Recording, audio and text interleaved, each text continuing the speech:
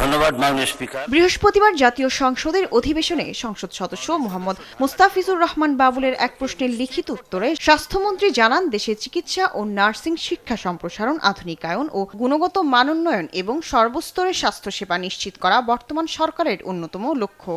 বৃদ্ধির জন্য এ সময় মুস্তাফিজুর রহমান বাবুল জানতে চান, দেশে বেসরকারি মেডিকেল কলেজ এবং ডেন্টাল কলেজে শিক্ষা ব্যয়বহুল, দরিদ্র মেধাবী শিক্ষার্থীরা এইসব প্রতিষ্ঠানে শিক্ষা লাভের সুযোগ পায় না। এই ক্ষেত্রে বেসরকারি মেডিকেল ও ডেন্টাল কলেজগুলিতে দরিদ্র মেধাবীদের জন্য বিশেষ কোনো ব্যবস্থা নেওয়া হবে কিনা।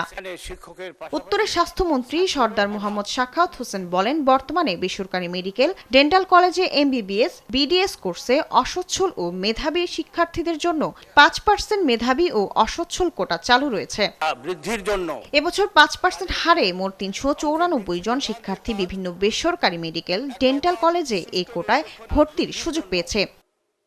স্বাস্থ্যমন্ত্রী সতর্ক করেন, দেশে অ্যান্টিমাইক্রোবিয়াল রেজিস্ট্যান্স ক্রমান্বয়ে বৃদ্ধি পাচ্ছে এবং অ্যান্টিবায়োটিক প্রতিরোধী জীবাণুর প্রাদুর্ভাব একটি ক্রমবর্ধমান জনস্বাস্থ্য সমস্যা হিসেবে বিবেচিত হচ্ছে। সম্প্রতি আমরা জেনেছি। শায়লা খান, দেশ টিভি, ঢাকা। আসসালামু আলাইকুম।